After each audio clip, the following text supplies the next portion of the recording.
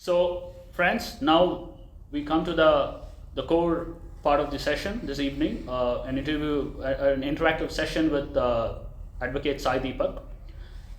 Sai Deepak is an engineer who turned into an advocate subsequently, and he's been involved in some of the landmark cases in the country. As a student, his blog post on the patent dispute between Bajaj and TVS is something that was quoted extensively and was included as part of a judgment delivered by the Madras High Court. There are a lot of other cases, such as the case between Greenpeace and Tata Sons is something that he was involved in, and he also represented the basmati rice cultivators in a dispute that involved them as well. And in 2018, his defense of Lord Ayyappa's right to celibacy is something that was very well appreciated and well mentioned in media across the country. And since then, Sai has been, like Swamiji said, passionately involved in promoting the idea of Indic awareness, and through his nuanced arguments has been distilling some of the complex issues that governs some of the legal aspects that are confronting the country today. So it's indeed a pleasure having you, Sai, on the program. Thank you. You've actually spoken about the need for a common perception of history. And we are actually living in a time where even a common perception of current events seems to be a little challenging to attain.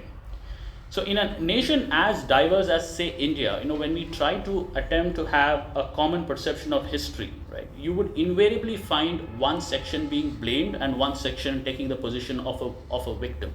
Unlike a homogeneous characterization the way it happened in, say, Germany, where they took on the blame, or say China, where they took the position of being a victim by Japanese aggression. So how do you see this whole idea of a common perception of history getting developed in a country like India without it creating divisions? So I think it's an extremely pertinent question, and given that I consider myself a learner when it comes to some of these issues, I will keep my answer tentative. Okay. And therefore there's a decent chance that my answer perhaps reflects my understanding at the current moment. It may change in the future. And this is the truth of my moment at this point. I started off on this particular question perhaps maybe about 10 or 11 years ago, or maybe even before I took up law as a profession. This was one of the reasons. And the idea of nationhood has confounded me for a long time. And only over the last few years, I have realized that perhaps, as Swamiji's clip that you just played out, I think is a fantastic starting point for this particular discussion, which is to say that you first understand Bharatiyata before you decide what is, let's say, the political entity that you look at. Okay. The political entity that you look at today corresponds to and approximates to, let's say, a nation state. Roughly speaking, that is how we have decided to mold ourselves. But for all practical purposes, I think it's a triangulation of sorts. It's an approximation of sorts, which has been required by history. Perhaps because you were unshackling yourself from a colonizer, a European colonizer, there was a certain legacy that you inherited, which you chose to continue with in the interest of continuum, so that there is some kind of a vyavastha, so there is some kind of a system in place, so that the common person has some kind of a system to look up to. This is something that you have inherited as part of a colonial legacy. But do you want to continue with it is a question that you have never asked yourself. And perhaps even if you have asked yourself during the course of the framing of the constitution, those discussions have never reached out to the common person subsequently. And therefore I believe that what we understand of this country today is a curious mix of myth, reality, fact and fiction, without any serious effort being invested at the level of the state, and dare I say even at the level of the society, to perhaps make sense of our past and see how is it that we have straitjacketed our past into the concept of a nation state. Okay. Now, let me try and answer the question in a slightly more direct way. The understanding or the premise that if you have to be a nation, you need a certain degree of homogeneity is not our way of thinking at all under any circumstances. That is an inherited legacy. And if a nation is supposed to have homogeneity to the extent that there are no fights or there are no, let's say, internecine wars at all, or never or never has a history of battles between communities, I don't think there's a single society or a single country which can rise up to those standards. Even within the Gauls, there were fights. Even within the Japanese society, there were fights. The identity for Han China is more or less a created identity. It's an artificial identity.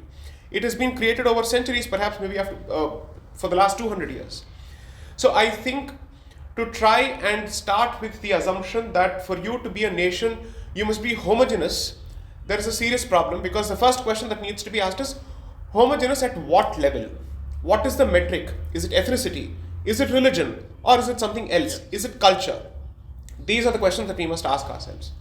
And there I believe that Bharat subscribes to a slightly different yardstick.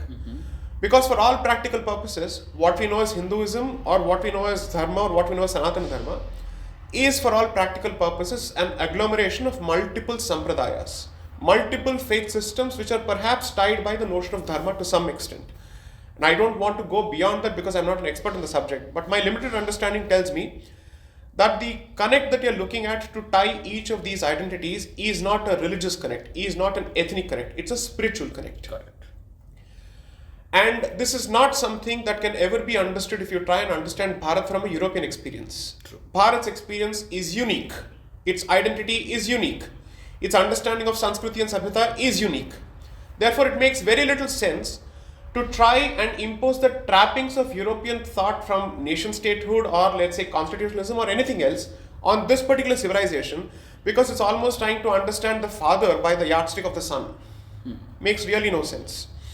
So therefore, I would suggest that even if perhaps we don't have an answer, we at least start with the understanding that what we know today is insufficient, inadequate, incomplete, and certainly does not do justice to Bharat as an entity. So how do we define ourselves? There are enough historians who were grappling with this particular question around the time of the independence movement, because when you start clamoring for independence, the first response from the white Christian colonizer was, you were not even a single country before I came to this particular land. So what is your claim to fame and how can you actually make a case for nation statehood? Nation state and independence. And independence. If you were not stitched together as a political entity prior to my entry, what makes your case stronger after my exit, and how can you ask me as a single political unit to give you independence as a single political unit? So there you have to, and I've been trying to read that particular literature because I'm in the course of writing a book which is more or less public knowledge by now, where historians around that period, first of all, tried to understand this more from a civilizational sense. So a civilization, whether it is in an advanced stage of decay or it is in a stage of resurgence, is for history and time to decide. But a civilization which has telescoped itself into this narrow prism called nation statehood, when it struggles to straddle between its identity as a civilization and its political reality as a nation statehood, the kind of confusion that a particular entity is supposed to go through, Bharat is a live textbook example of it. And as long as it doesn't strike a balance between its past and its present, its future is bound to be confused and confounded. So yes, therefore, there is a decent chance that the values that tie you together, which tie you to the land of this particular country and basically says that this is the history that I inherit, there is a decent chance as a consequence of adoption of that identity, you will other a few people, because quite a few people may or may not subscribe to it. Absolutely. So be it, is the straight answer to it. Okay. Because the process of formulation of an identity using any yardstick is bound to result in creating an other who does not conform to that identity or who does not subscribe to that identity or who is not part of that identity. That is no reason to alienate or abandon your identity. If you say that someone's your mother, that also means that someone is not that person is not the mother of someone else. Doesn't mean that you alienate your mother simply because the other doesn't relate to that particular mother, right? So that, I think, is a clarity that is required. But I think we are wallowing in a certain misplaced understanding of universalism, and we confuse spiritual universalism with political, geopolitical realities. And as long as we continue to conflate between the two, I think we will neither be spiritually universal nor will we be real political, according to me. That confusion will continue for some time. Okay. Interestingly, when you spoke about the confusions that would come as a result of we not being very clear in terms of, or rather not reconciling between the cultural identities of the past and the political identity of the present. Yeah. while I agree that there is going to be a good amount of confusion, which we see in the society as we speak, Right. But when we do this othering that happens, there is going to be a good amount of conflict as well. Correct. Right. And the Hindu response to conflict in the last few years has often seemed to be inadequate, or Right. it's not been effective enough to even to assert some of the basic aspects of equality which Right. which the constitution is supposed to actually promise. So what do you think those conflicts what kind of a conflicts do you think can come out of it, and how best do you think it can be addressed in a way that the broad cultural premise of universal secularism, which is fundamental to Hinduism, is not compromised? Based on my very limited, untrained understanding of dharma and its philosophy, chaos is a reality. Chaos is to be accepted, and chaos is permanent. Chaos leads to change. Or maybe it's a cycle where both feed off each other. And if chaos takes the form of conflict, the question is it for the right reasons? What is the end goal that is being aimed at? What is the motivation here? I don't think conflict is something that we must be worried about or be scared of. If Sagar Manthan itself is a textbook example or a Puranic example or an Itihasic example of conflict, it was nothing but a conflict. I don't see how is it that we can try and evade conflict. Not possible. The question is, are you undertaking it for the right reasons? Got it. Okay. Are you doing your best to avoid that conflict? Have you employed every possible means to offer the olive branch? And if left with no other option and forced to take a position, do you first of all have the guts, and second the wherewithal to embrace it? And therefore I believe at each of these levels, perhaps we need serious introspection. But all of this calls for two very specific traits according to me. While it is a politically incorrect terminology to use, I will use it for whatever it's worth, regardless of the reactions. Brahmanatvam and Kshatratejam, you need both. Okay. And Brahmanatvam, I don't use it in the sense of a caste. It's not. No, I don't use it in the sense of I a caste. understand. The pursuit of knowledge. Pursuit of knowledge and the guts to speak the truth, Okay. regardless of the consequences and regardless of the number of people who are arrayed against you. Even if the rest of the world is arrayed against you, if you believe that you're right, do not budge from your position under any circumstances, come hell or high water. That is the essence of a Brahmin. That is the essence of Brahminhood. That is the essence of Brahminism, dare I say it. That is Brahminical, the much maligned word. Kshatram effectively means, once you have decided that this is the truth you're fighting for, are you willing to protect it? Are you willing to push it? Are you willing to defend it under any circumstances? Because of all the four varnas that the Chaturvarna system effectively believes in and puts stock in, the Kshatriya is perhaps the most important because it is his sword that effectively ensures that everybody else has the freedom to live and practice their own dharma.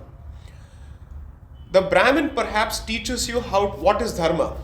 But the practice of dharma is made possible by the Kshatriya who wields the sword and says, I will protect the rest of the society and I'm willing to sacrifice my life and my own longevity, so to speak, at the altar of dharma.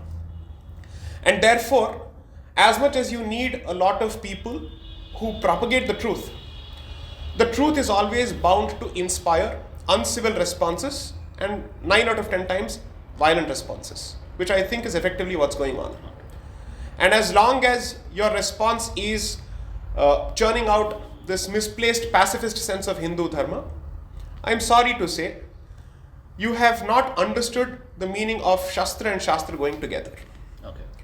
And today I believe that we have perhaps a surfeit of Shastra in several ways with a lot of people talking, but a serious deficit of Shastra. And that's where I think the Indian state needs to rethink. Because I don't think the Indian state has done a fantastic job or even a great job of giving people the confidence that if they speak the truth, the state will stand by them and protect them.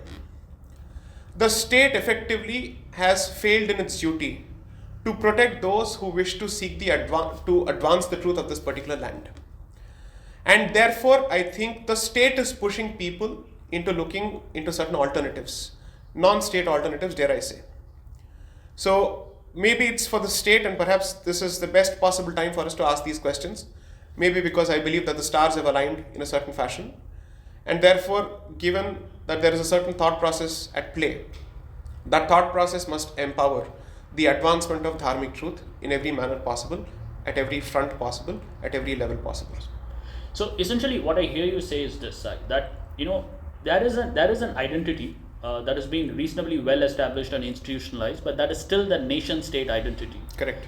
Which does not represent, or which doesn't do justice Correct. to what this land represents, which is actually a civilizational state more than a nation state. Correct. And that transition, you say, is not going to be. It's a moral imperative, so to speak. It's not going to be easy. But no matter what the cost is, it needs to be carried out for the simple reason that that's probably the right thing to do. Let me call it a dharmic imperative. Got it. And following dharma, I don't think is an option in that particular sense. Perhaps an individual has the option of defining for himself what swadharma is, but at the level of the society, dharma does not have an alternative. True. And when I use dharma, I don't use it in the sense of religion, because religion is a colonial term which does no justice to the concept of dharma, has got absolutely no bearing at all. If at all there is an equivalent, then you have to look at perhaps the Latin equivalent, which is jus, which is the concept of righteousness, righteous conduct. Dharma perhaps is in some sense righteous conduct, but then dharma has different applications at different levels. Sure.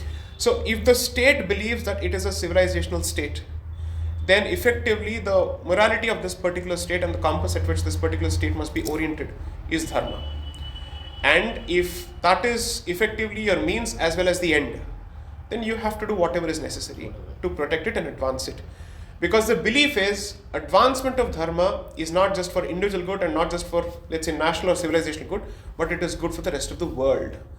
And for a country that believes that it has the ability to be Vishwaguru, I think you must take that chance. Take the chance. Okay. Got it. So like you said, dharma is a very complex phenomenon, right? I mean, it's so complex that, like you said, there is no word equivalent in most languages. For instance, English doesn't, righteousness is one word that is often used as a synonym. Right.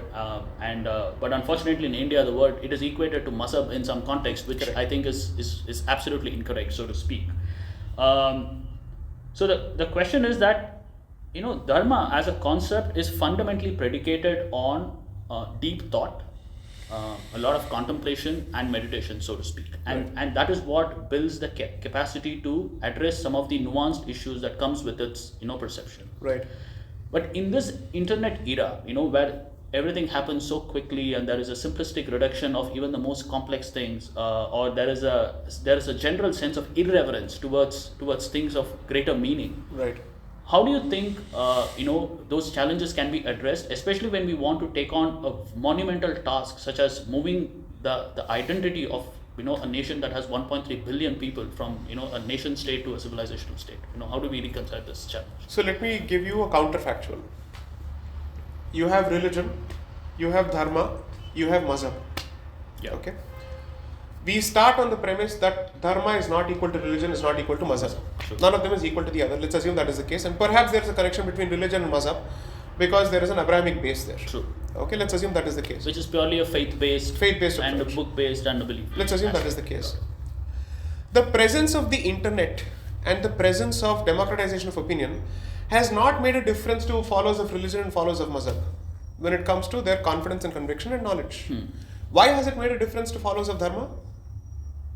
So, internet is not the problem, technology is not the problem, proliferation of information is not the problem. The problem is something more fundamental, that is deeper. That's precisely why I've chosen a few causes, and I've chosen to pursue a few causes as pro bono commitments, of course, outside of my regular commitments, which is your institutions, not state institutions. I understand. Your dharmic institutions are your bulwarks, which are tasked and charged with the duty of producing individuals who keep a certain knowledge system and a way of life alive. If those institutions have been diluted and those institutions have been relegated to an ornamental status, automatically the people who are produced by those institutions are given a certain titular role, but they don't actually play a role in your life on a day-to-day basis. Let me be blunt.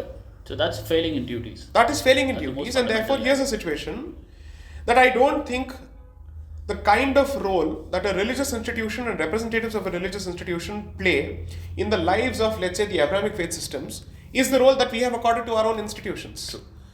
So we are responsible for secularization of our own lives, and now we ask ourselves, how do we address this particular issue? Because there are more technologies that are facilitating the secularization of this. No. Secularization has set in because you have chosen to create more than an arm's length distance between those institutions which are supposed to guide you and which are supposed to give you two things: personal knowledge, personal guidance, and most importantly, a sense of community. Okay. Which is why you always find yourself slightly lonely when you decide to take certain causes, because you have killed that particular cord that connects you with your institution. Now the question is, here you're dealing with organized central institutions of a certain category. So are we supposed to refashion ourselves in the same mold? No, that's not the answer. You never ask these questions from the 7th century, perhaps until 1757, the first battle of Plassey. That was the first battle that you're looking at. Until then, you never ask these questions. The existence of caste as a structure, the existence of multiple identities, the existence of multiple sampradayas was not the issue. You're the only entity, you're the only culture to have survived that particular ravage. That's right. Spain was occupied for such a long time until they had Reconquista. Byzantine Empire is gone. From Constantinople, it has become Istanbul. Correct. What are we really talking about? Yeah. So, if you look at it, you have actually succeeded in defending yourself significantly, right? And given that, these questions are being asked now because post that you have consumed a certain form of knowledge and a certain form of history, which is not your version at all. Absolutely.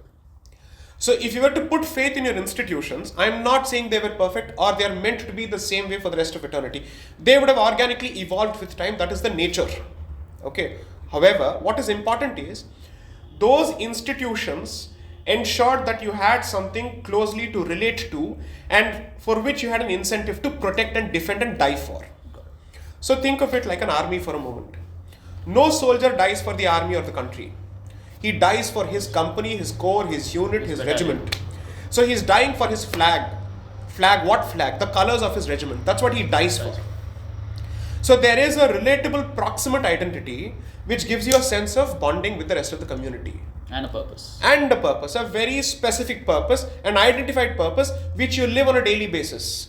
That is exactly why you have, let's say, certain societal structures, duties that follow the societal structures. There's a safety net that comes with it. Therefore, there are societal practices that keep it alive, like endogamous marriages, so on and so forth. Whether they are relevant or not today is a different question altogether. Got it. But you have chosen to look at your entire past with a certain sense of sanctimony and judgment. You say, I will start with the premise of negativity as far as my past is concerned. So technology will only aid that negativity. You be positive, technology will multiply that positivity. Okay. But if you start with the point of negativity, you're bound to actually end up in negativity. So it's not a question of technology. Okay. It's a question of putting faith in your institutions, strengthening those institutions, empowering those institutions. So it's a fundamental reorientation, notwithstanding what the technological progress is, right? Because the Correct. larger issue is, so the technology fundamentally amplifies whatever the relationship is. Let me take a pot shot at my own profession. Technology is like a lawyer. You pay to dance to anybody's tunes. Okay. Technology is only a medium which can multiply a certain thought. Okay. What counts is the thought which chooses to employ the technology towards a certain objective. Okay. As long as you have lack of clarity in intent and goal, notwithstanding the best of resources that are thrown at you, you can do nothing. So what is the test always? If assume for a moment you believe that ideally I need X amount of resources to ideate, create and achieve a certain objective, and you choose to give that as an excuse for lack of action. Mm-hmm. If you were given everything that you asked for, do you have a plan of action? If you don't have a plan of action and you constantly say, until the resources arrive, I will not think of a plan of action, that means you're saying, I will not prepare until the opportunity presents itself. You should always be prepared. Right. When the opportunity presents itself, you move on the front foot and you hit it for a 6. That's the basic point. I understand. Do you think the idea of secularism can be agnostic to the cultural and the historical context of the society it operates in? Secularism has never been agnostic to culture. Okay. Secularism has never been agnostic to religion. Please read... The religious context. Absolutely. Secularism, as understood in Europe, is Christian secularism. We are the only ones to actually understand it as militantly irreligious secularism. And we constantly look at the French Revolution to this. No. French Revolution made a very clear exception towards the treatment of Jews also. There are specific legislations to that effect. There are specific policies that they adopted. Secularism in Europe, which is where we seem to be tracing its antecedents to and have adopted it from, has never been secular. Secularism has never been secular. It's a Christian It's a Christian secularism, and its entire origin has been that I rebel from papal authority, and I rebel from the Pope, and I rebel from the, let's say, the domination of Catholic Church, and therefore all princely states, all principalities, all feudalities effectively say, I don't want to be, let's say, subject to the Prussian Empire, I don't want to be subject to the Augsburg Empire or the House of Augsburg, and therefore I want to be rid of the shackles of the Catholic Church as well as the Augsburg House, and now I want to come out with a separate principality altogether. That is effectively what we know as the Protestant Reformation, leading to the Westphalian Peace of 1648, and then ultimately leading to the nation state as a concept. But every nation state in Europe was very clear that it was a Christian nation state. So is your US. Absolutely. The Peace of Westphalia was not about establishing a secular state. The Peace of Westphalia was asking itself only three questions, or rather three denominations.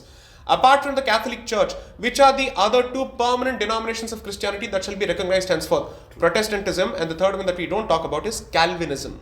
Okay. Calvinism is also a broad, let's say, basket of Protestantism, both of which rebelled against Catholicism, and both of them said, we don't wish to subscribe by your dogma, allow us to do it on our own.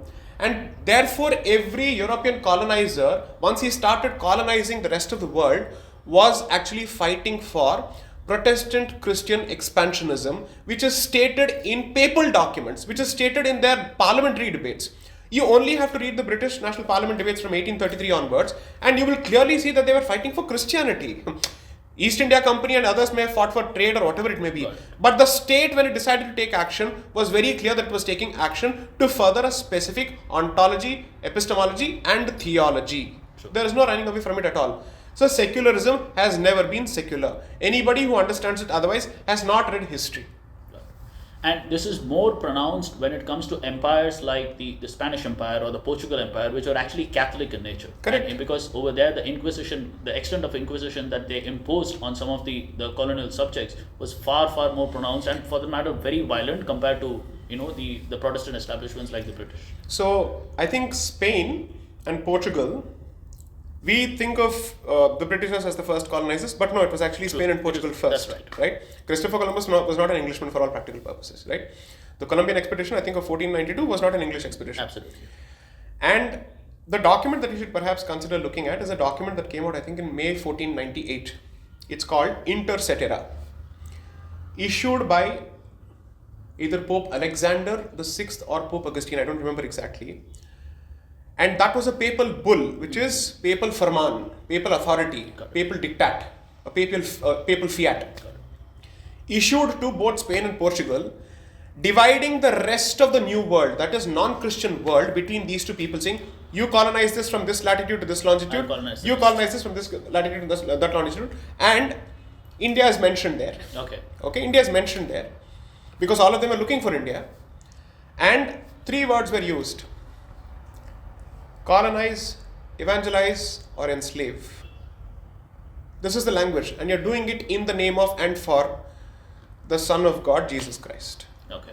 It's mentioned in the documents, it's publicly available. Anybody has to simply search for it. I'll spell it out: INTERCAETERA, Inter Cetera.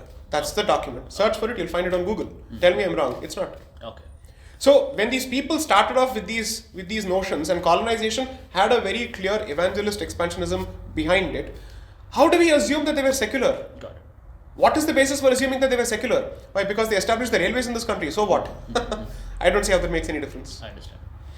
So now, it is interesting you spoke about the intent of both the Portugal and the Spanish Empire to kind of proselytize, to conquer colonize whole of the world, right, between the two of them, and obviously they had a very clear intent to proselytize, the subjects there. Correct. Now, if you look at Article 25 of the Constitution, it gives the right to practice religion. Right. Now, the right to proselytize or convert is integral to some of the faiths that are existing in the country. Correct. So their right to practice religion could actually mean, right to proselytize in that sense, in some sense, which is in absolute conflict with the religions that belong to this land. Right. So, is there a need to kind of have a serious check on this whole aspect of looking at religion from the perspective of just expanding the the followership base? And from that perspective, I want to hear you or hear your opinion on some of the anti-conversion laws that have been brought by some of the state governments in the recent past. See, in fact, it touches a slightly more fundamental aspect, and there's a decent chance that my answer may shock you, because I think I will split the answer in two different baskets. Okay. The first basket is questioning the basic assumption that dharma is a non-proselytizing faith. I don't believe it is a non-proselytizing faith at all. Several groups have been made part of dharma by giving him a specific status in this particular society. That is how the jati system or the varna system effectively evolved. So for me, for all practical purposes, one of the reasons perhaps, or one of the triggers perhaps for the caste system was to invite people into this particular dharmic society and give them a particular station in this particular society, depending on their, let's say, the guna, karma, whatever it may be. Okay? So I am not willing to buy entirely that we are a non-proselytizing faith. Okay. That is something that we have told ourselves repeatedly. How much of it is based in reality? How much of it is based in a self-fulfilling lie? I'm not sure of it. But none of this proselytization, which you just spoke about, was a form of proselytization where you deny. That's exactly what I'm coming what to. Someone is practicing. Right? So the thing is, if you wish to be a part of my society, this is a certain status that I'm willing to offer, and you will be given a certain degree of respect, and your enclave or your island will be respected. Now, what is the difference? If they choose not to actually be a part of this particular society and they rebel against its basic tenets, I think there are enough examples to ask ourselves whether they were allowed to live in this place or not. Okay. I don't know why is it that we are running away from it. We shouldn't be running away from it. Why? There is always going to be a nexus between a form of consciousness, a form of identity, a form of theology, or a form of ontology, or a form of epistemology, and a certain territory or a certain geography. What defines Bharat, and if you read Radha Kumar Mukherjee's book on what makes Bharat a Hindu society, is the establishment of a network of pilgrimage centers across the country, tying it up as one single unit. Erstwhile Afghanistan, or let's say erstwhile the Shahi dynasty before it became Afghanistan, or you go to the east or the west or the north or the south. Absolutely. There is a network of institutions, and these are religious institutions, which is what made it Bharat a single entity. Okay, so I think even Diana Ek has written brilliantly in a book, Bharat, a Sacred Geography. Mm-hmm. This is a sacred geography. True. Therefore, you don't look at it as territory. It's not a territory to be ruled over. It's not a territory which needs to be conquered. It's a territory to be venerated because we believe that our gods lived here, that our heroes lived here, that they have venerated this particular land. It is the land of heroes and rishis and seers and whatnot. Yeah. Okay. Therefore, our relationship to this particular land is one of veneration. That is the primary distinction between an outsider who looks at it as a territory which has been conquered. And a geographical entity. And a geography that we venerate. True. Okay, that's one. So there I think we need to rethink a bit. So the first question is, why do we assume that we don't have the right to convert? And why do we believe that we are not a religion that doesn't convert? I don't think you should take away that particular weapon from your ammunition or your arsenal at all. You should equally have the power to do it. After all, if there are Hindus in Russia or in Europe or in America, how is that even possible? Unless and until you believe that all of these people could become part of the Hindu society or the Dharmic society. That's one. Second, retaining the power of conversion with you, you can still argue differently about somebody else's right to convert in this particular country. If Bharat is primarily the home of dharma, then dharma must have a certain degree of primacy over anybody else and everybody else. True. And I use dharma in a civilizational sense. I don't need to use it in a religious sense at all. Absolutely. So if you believe in a certain faith system that results in the annihilation of dharma, or the subjugation of dharma, or the marginalization of dharma, or the extermination of dharma, sorry, can't happen, won't work. Because the public morality of this particular country is defined by dharma. Absolutely. And anything that is at loggerheads with dharma and believes that either it has to survive or dharma must survive and both cannot survive as two swords in a single scabbard, then the single sword that can survive in the scabbard is dharma. True. I can take that considered position because after all that is the position taken by 52 countries belonging to a certain mazhab. That is the position taken by several countries. Correct. In Israel, the treatment of non-Judaic faith systems is different. True. In Japan, the treatment of Christianity is different. So what is it that we are beating the bush around for which others aren't? There is a certain degree of, I'd say, self-doubt, which is the reason that we don't square up to these questions. I don't need to say, I don't convert, why do you want to convert? Got it. I am going to say, this is a land which belongs to my ancestors, therefore I have the right to convert people who wish to live here. But you don't. But your fealty, your loyalty and the origin of your consciousness is either in Europe or in the Middle East. So I'm sorry, you cannot say that your consciousness has equal right in this particular territory because public morality is defined by public consciousness, which is defined by civilizational consciousness. When public morality is interpreted, and I'll give you a straight example, certain patents or let's say certain inventions can't be granted patents under patent law, and as someone who practices intellectual property law, I know what I'm talking about, if they defy public morality. Okay. If a certain invention has the tendency or the propensity to affect public morality, you can't get a patent because the state cannot legitimize a certain right which has the effect of going against public morality. So public morality has been interpreted in several judgments. The European Patent Office, when asking itself what is public morality for the purposes of Europe, says it is European civilization, European values. They are blunt about it. So what is European values? Let them answer that question. I don't need to answer that question. But I have the right to specifically say public morality as far as Bharat is concerned is morality that is drawn from a certain thought that has emanated from this particular land and that venerates this particular land. I don't need to beat around the bush for this at all. And has survived for thousands of years. True. Therefore, hopefully it shall. Therefore, the point is, Article 25, perhaps we should stop approaching it from the perspective of a victim. Got it. You're a victim because you're not even squaring up to what your own origins are and what your rights are. You're proceeding under the assumption that the other side has an expansionist tendency, whereas I have never had one. Then how did Southeast Asia become Hindu? Got it. I don't need to see the beat around the bush on this particular question. So therefore, every thought has a certain sphere of influence. Therefore, it has a certain geography of influence. Dharmic thought has a certain geography of influence, has a certain sphere of influence, and Bharat is its primary sphere of influence, and Bharat is its epicenter, its origin. Okay. Therefore, how can you speak of Akhand Bharat, so to speak, unless and until you believe that all of this has a shared identity, at least from the past. Okay. I think Dr. Ambedkar has written brilliantly on this particular book, notwithstanding my disagreements with him in significant respects. In Pakistan and the Partition of India, right. Brilliantly he's written this. I think chapter 4, he discusses this entire thing. And he says, why are you guys running away from the concept of a two-nation theory? It is true because these are two different civilizations altogether. Absolutely. So the chairman of the drafting committee of the constitution was a believer of the two-nation theory. Okay, that's interesting.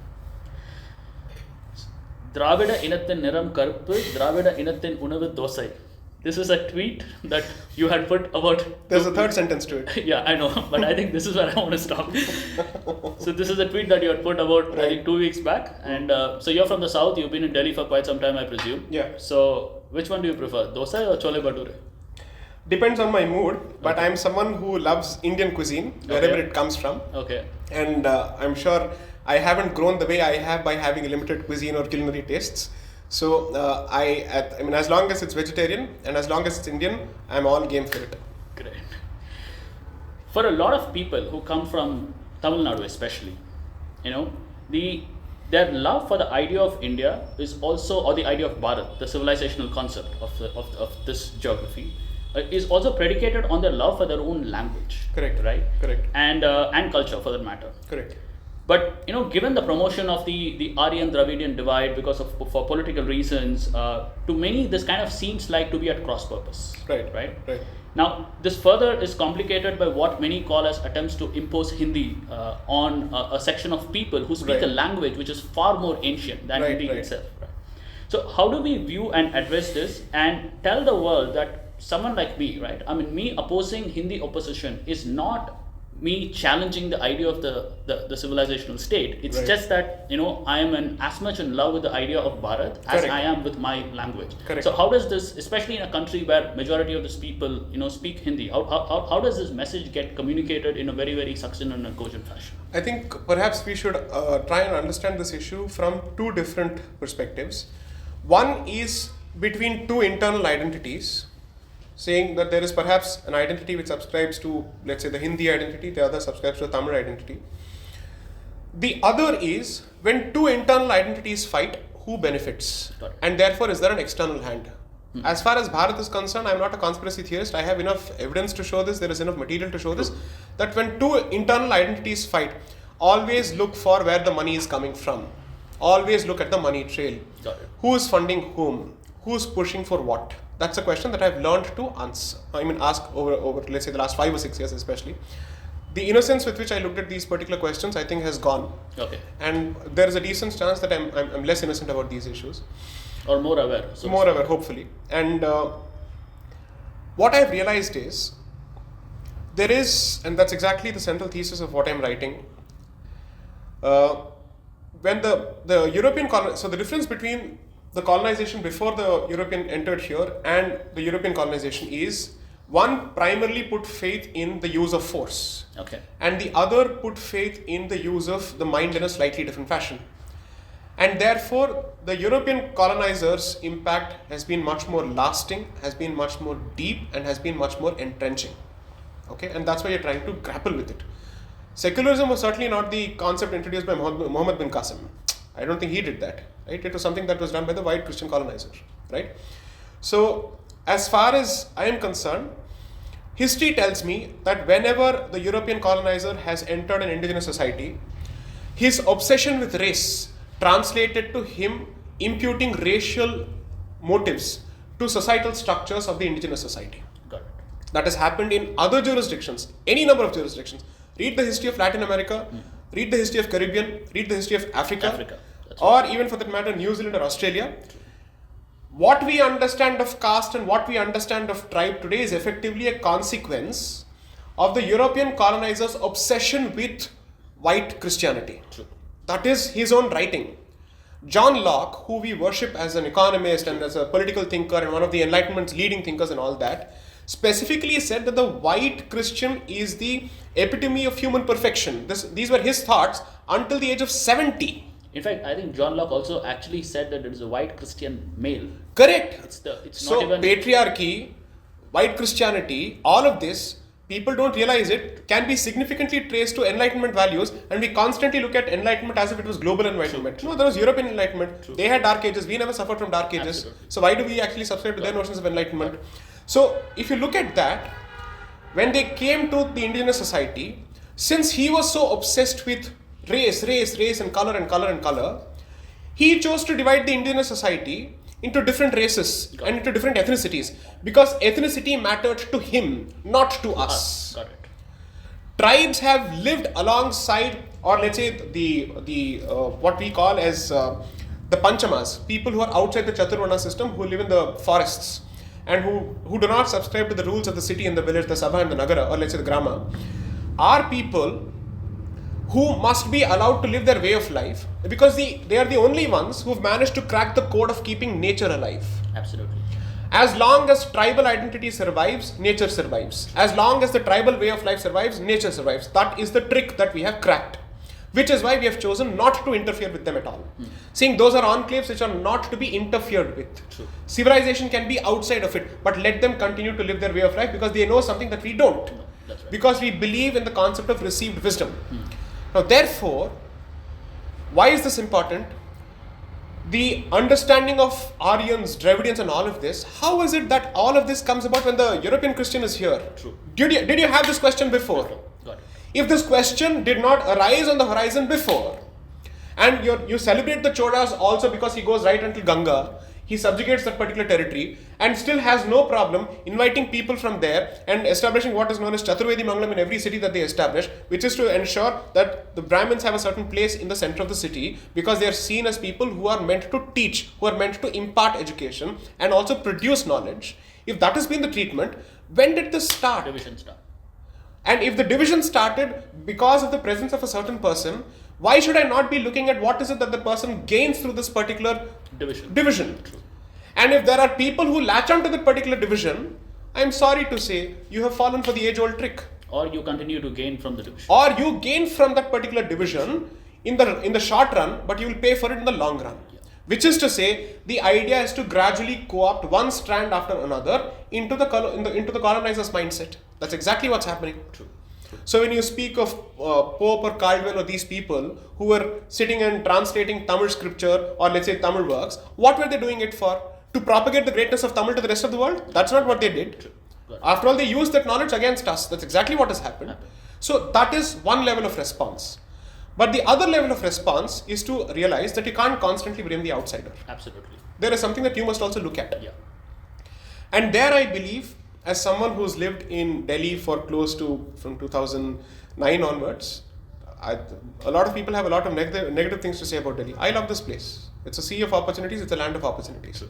I don't see the point in spitting at a certain place which is your karma bhumi. So I will never ever speak ill of this particular place. And merely because I come from the south, I'm not going to say that, oh, this is better, that is better. If you feel that's better, you should go back to that place. There's no point in living in one place and then saying that the other place is better. Okay. So that's one. Two, I think there is a certain degree of interaction that is necessary. And the fight is about who's older, whose language is older. You celebrate the diversity of your language. You keep your language alive, at least in a place where you're in the majority, and then you talk of imposing it in other places. Okay. I think that's the first thing that you must do. Hindi should first be chased Hindi before it wants to go to any other place. Okay.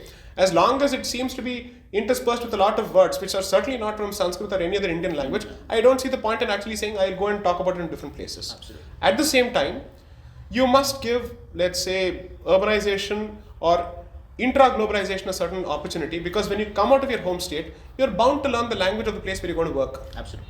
So economics is going to force you to do that. Assume for a moment that any leader from North India, I don't believe in that concept, decides to go to South India and he wants to, let's say, get a certain chunk of votes, or he wants to attract those people.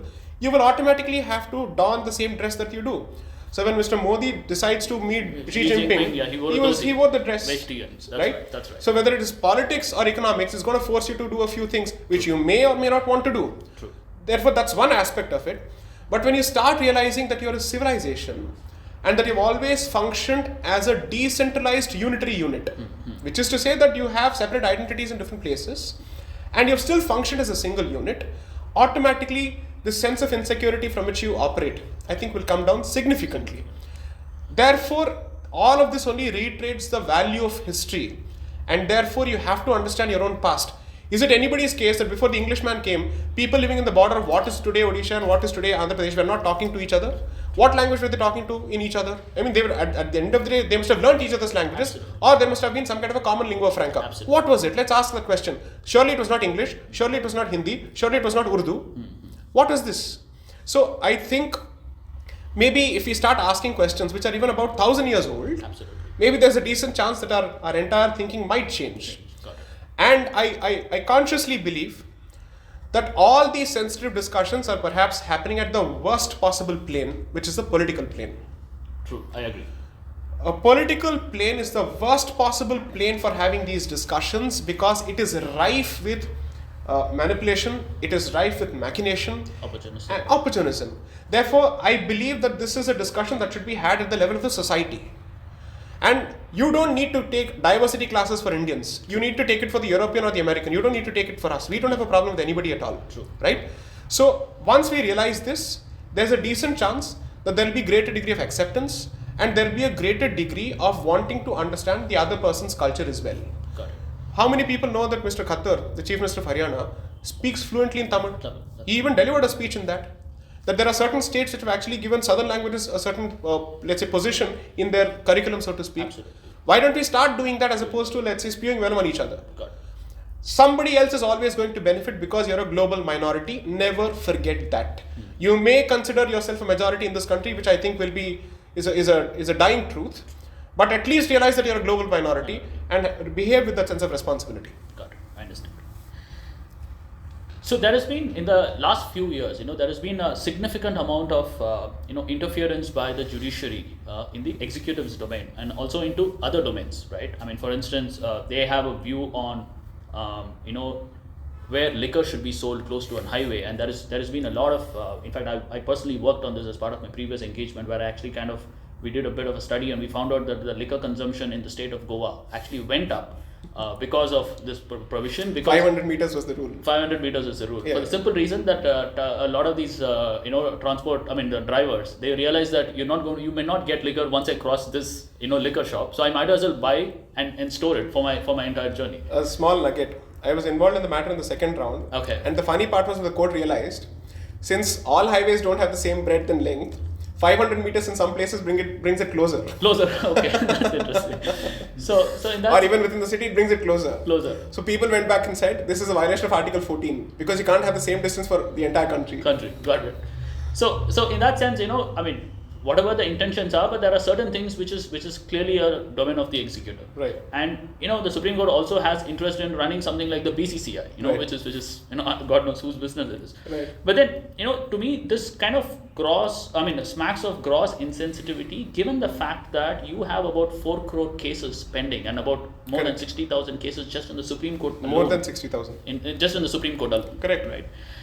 So as a common man, how do you think these problems can be fixed, which is judiciary not entering the domain of the executive, and also in terms of carrying out judicial reforms to the extent that the faith of the common man is restored in the judiciary, which today seems to be going after hogging headlines and limelight as against actually alleviating the suffering or mitigating the suffering of the common man. How do we actually see? The thing is, after a very long time, perhaps in 2014, you had a fairly non-fractious mandate, electoral mandate, which resulted in creating a state, or let's say a government, which is not constantly on tenterhooks, which is not constantly dependent on some coalition partner or the other. Got it. And they can even afford to lose a few coalition partners, which they have. In fact, they can afford to lose anyone. They'll still survive with the 303 seats. That, I think, is perhaps the right moment to undertake certain reforms and to also give what I would call an institutional pushback. To basically say, I think maybe multiple coalition governments and minority governments have led to a point where arrogation of a certain degree of power has resulted in the hands of a certain body or organ. Now maybe you should consider giving up that space. Okay. But let's say giving up power is like giving up a seat in an unreserved compartment in the Indian train. Once you've got it, you will never vacate it. Got it. Okay, even there is someone who's needier or once who needs it. Once you vacate it, you might not get it. You may not get it back, right? So that's the fear under which you operate. So considering that, power once taken, I don't think can be given back. And therefore, I think maybe we will witness a certain churn in that particular respect. The NJAC, I think, was a step in the right direction. Perhaps it could have done with a few tweaks. Okay. I'm not going to say that the NJAC was 100% right in terms of the mechanism being proposed or the specifics of it. And but in principle, I think it was a movement in the right direction, because the system that we see, which is the collegium system, got it, where the member of a particular organ appoints his own successor, which I don't think happens anywhere else, is a consequence of 3 decisions. And the NJSC was a fantastic opportunity to open that particular issue out for discussion and say, let's discuss this. Why should we think of this as some final book or some final revelation to say thus far and no further? That can't be the argument at all. That's right. And if an institution believes that it does not need reform, it is beyond reform and it is above reform, can it propose and suggest reform to others? That's true. Okay, that's a problem. There's no locus standard. There's no locus standard. You at least look inward. True. And as someone who certainly respects the institution, who believes that the institution has done a fair amount of good, has given a certain amount of relief to the common person when executive has failed or when the legislature has failed, especially in matters of sexual harassment. The Vishaka guidelines, which the Supreme Court came out with, was a consequence of legislative vacuum to deal with sexual harassment at the workplace.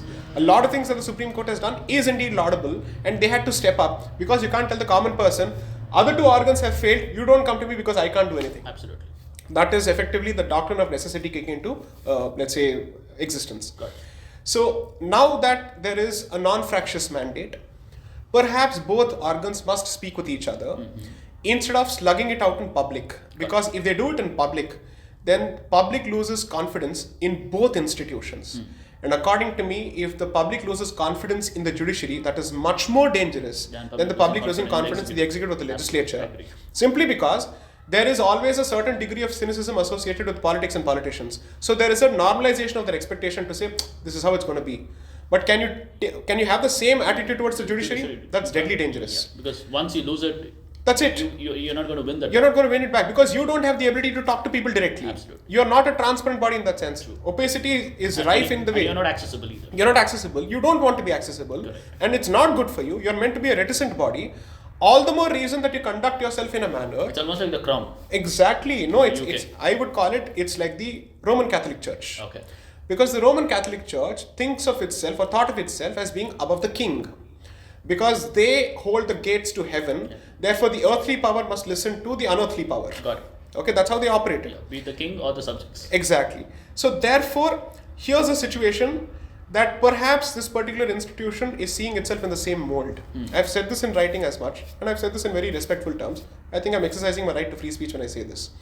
Therefore, I believe that this institution, in its own interest, in the interest of preserving its majesty, in the interest of preserving public's confidence in that particular institution, must cede space and regain its moral standing in the eyes of the public and set an example for other institutions. When they do that, automatically, I think the confidence of the public in this institution will see spikes. Got it. And do you see any kind of a movement towards that over the last 10 years? Because in my opinion, I think in the last 10 years is when the perception of the Supreme Court, has kind of taken a beating for various reasons. But do you see that transition happening, given the fact that we've had two governments which have been elected with a thumping majority? Let me respond to that with a question thrown at you. Please. The Supreme Court's order in the farm laws case, True. Do you think was a case of ceding space or taking space? I think that was an attempt at enabling to find a common ground between the two. Be that as it may, purely from a jurisdiction standpoint, okay. Did the Supreme Court have a constitutional basis to ask the government to negotiate with the people and consider staying the laws? Is that something that is legally possible or constitutionally possible? I have framed the question. I leave it for the audience members to draw their own conclusions. But in my opinion, no. That's it. Okay. So if that has happened in 2020 or 2021, I don't have any basis to say that I am confident that we are moving in the right direction. Got it. I understand. I hope you're not fined ₹1 for whatever you just said now, but... The good thing is, I strike a fair balance between speaking on a certain policy and going after individuals. I can never ever be found going after individuals unless and until I have a specific issue, and even there the discussion will be about the conduct of a certain individual or the policy. As far as that particular individual is concerned. Beyond that, I don't go into the term. It makes no sense at all. Makes no sense. It's like resorting to kitchen politics, let me put it that way. It makes no sense. It's a waste of time. Yeah, got it. So whenever there's a need to oppose anything, that especially when it comes from the right wing spectrum of the ideological divide, the response is that it's fascism. Right? I mean, you hear that very often. But fascism is a very grotesque ideal that involved the killing, willful persecution of 6 million people, right? But the moment such labels are imposed with absolutely no basis whatsoever, then the nuance that's required in such debates completely gets thrown out of the window. How do we address this hijacking of nuance from complex issues? Because unless and until we address those nuances, through a civilized debate, we're not going to find any common ground, or we're not going to come at solutions, and the society will continue to remain deeply polarized. Right. So how do we kind of tackle this? So one, I have consciously and in the interest of posterity, stayed away from the word right wing. I will never ever subscribe to that word at all. Okay. Because it has acquired such negative connotation the world over that anybody who identifies it with that particular ideology is immediately appropriating or inheriting that nasty legacy. True. I don't think you should. And Bharat under no circumstances should be doing it, because the left and the right are certain divides that we don't subscribe to, and what is left in Bharat and what is right in Bharat, frankly speaking, is nowhere consistent with what is outside. Absolutely. Okay. So, in fact, they often say that even from a political perspective, it's neither. India does not even have an economic right. Absolutely. Right? I mean, maybe today we can say that. But let's see where that goes. But for all practical purposes, At best, the left is clear that it is the left. True. I think the non-left should call itself the non-left. Absolutely. And the ones who truly believe that there is an Indic wing must call themselves that members of the Indic wing. Got it. I don't know if I subscribe to the concept of a wing because mine is an issue-based approach. I would simply put faith in the notion that I am neither left nor right. As Swamiji said, my considered position has been that I believe that my allegiance is to the Indic thought and the Indic civilization consciousness. Whoever supports it in whichever issue will obviously have my support. That's one. Now coming to the question of how do we conduct this discourse without acrimony and with some sense of thing. The unfortunate part is the levels of honesty in public discourse have significantly gone down. Okay. So as long as there is no honesty in that particular discussion, and there is constantly a filter that is being imposed when you try to speak the truth. No, this will hurt that sentiment, this will hurt that sentiment. Our sentiments are bound to be hurt when someone says something. Yeah. Take it on your chin. Be an adult. Someone says something that you don't like, have the guts to listen to it. I think that's the first thing that you should learn if you're a member of the so-called Indic wing or the dharmic wing. So that's one. Second, there is an attempt on the part of anyone who comes to limelight to take a centrist position. They may have taken a certain position before they came to limelight, but the moment they come to limelight, there is a centrist position. Because acceptability gets... Because you're trying to look for acceptability. But the surprising part is you reached here without acceptability. Why are you fighting for acceptability beyond this? You don't need to fight for acceptance. I would suggest that you fight for what you believe is right and stick to the rule of law, stick to the four corners of the constitution and stick to the policy that you believe in. If you have come here despite others, not because of others, why do you think it's important for you to constantly reach out to them? If you reach a certain position, which is a constitutional office or an elected office, I certainly believe that you have a duty to reach out to everyone because you're obviously not the prime minister or let's say the president of a particular section. Okay, there I have no two ways about it. But in terms of policy, if you believe in something and that is the policy for which you were voted for, then follow it up, back yourself and see it through. That's one. In terms of let's say public discourse, it's become extremely difficult to identify what portal or what source or what information to rely upon. That's the tragedy, I think, of explosion of information. And that's not just something that's limited to Bharat, it's everywhere. So we will go through this particular churn. Maybe after a point we will realize it makes no sense to read so much from different sources. You must read a few credible sources and apply your own individual original mind to it. I think now there is a lot of information. There is a lot of, let's say, pathanam as opposed to adhyanam. That is the distinction. Okay. So it's almost like information versus insight. Insight. I don't see how much of it do we actually absorb, how much of it we actually critique. I would say that I'm not someone who reads a lot. Okay. Whatever I read, deep. at least I manage to try and internalize it, agree with it and disagree with it. I know what I'm talking about to some extent. And I'm not saying this about me. I'm generally saying that I think perhaps we should move in that particular direction because too much of information, according to me, sometimes you don't know whether it is necessary or not in the first place. What are you going to do with all that information? That's one. Three, I think, is our education system seems to be dumbing down people. Perhaps the education system has been structured in such a way that it does not allow people's originality to come forth. Okay. Where there is always a call to authority. He said this, so believe it. She said this, therefore believe it. It's an attribution culture, so to speak. That's how I think we are going about it. And maybe the need to generate individual original thought, an incisive insight, that I think is missing. If you can address education, and if you take education seriously, from the standpoint of history to the standpoint of, or let's say to the perspective of pedagogy also, from teaching methodology to the content of what is being taught and the production of knowledge, there is a significant chance that you may address this issue, if not in the next 5 years, at least in the next 15 years. Okay. But we are constantly interested in addressing only the present. I don't think that's going to work. Anything that you do has to be to address the future.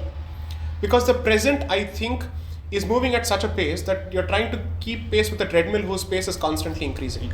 Okay, so perhaps your chances are better if you were to invest in the future.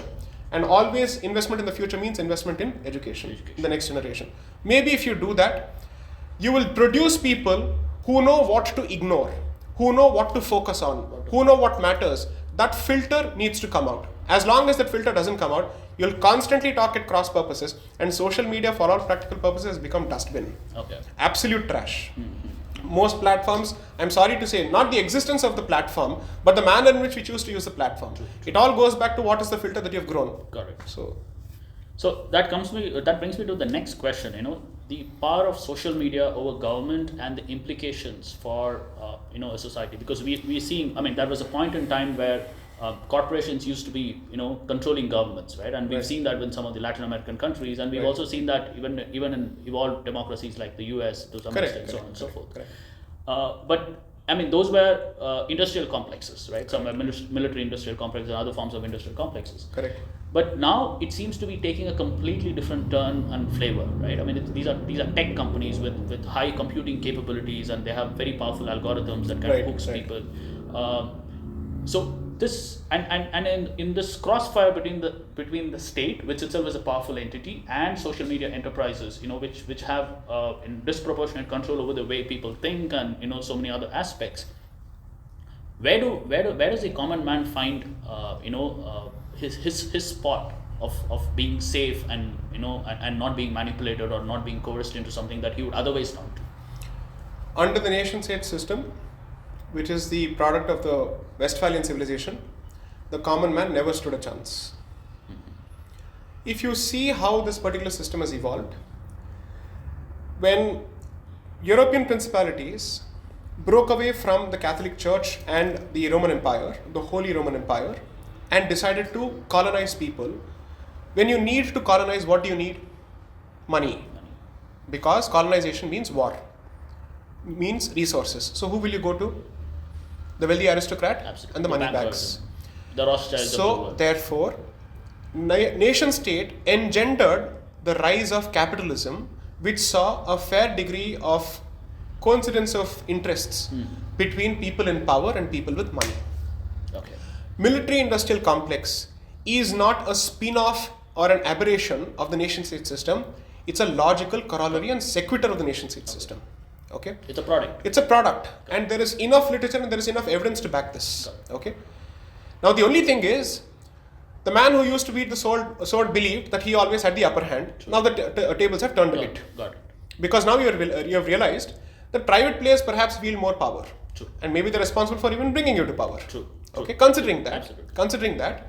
From the military industrial complex, it has become the media military industrial complex. I call it the MMIC. Okay. I said this even in a previous podcast of sorts, that this is the issue. And I've written about this, I think on the 5th of February in the Daily Guardian I wrote. And yesterday we had this discussion on the draft rules for social media that the government has proposed. Got it. I believe that whether it's a nation state or a civilizational state, the state must insist and enforce and assert its primacy. Because the common man's fortunes cannot be left to private destinies. Understood. Or the common man's destinies cannot be left to private hands.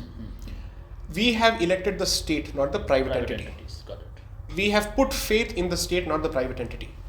Our social contract is with the state, not the private entity. Got it. Private entities can generate wealth, but public policy must come from the state. Got it.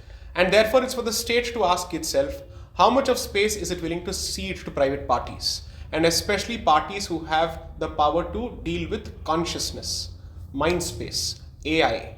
That is the next big tech. Okay. Got it. And we're looking at AI mostly from the standpoint of how many jobs will we lose, what kind of revolution it will come. So you're looking at it from a very... Exactly. You're not looking at it from the point of occupation of the consciousness or the mind space.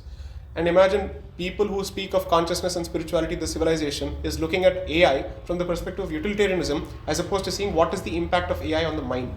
Got it. And human consciousness. So I think, I've said this before as a suggestion, that the government must set up a task force for emerging technologies, primarily from the standpoint of looking at it in the long run. What does it do 30 years down the line? If banning of a TikTok can lead in stupid reactions, people committing suicides, people coming out with videos crying saying that, oh, TikTok has been banned, imagine the kind of addictive control that particular app wielded. True.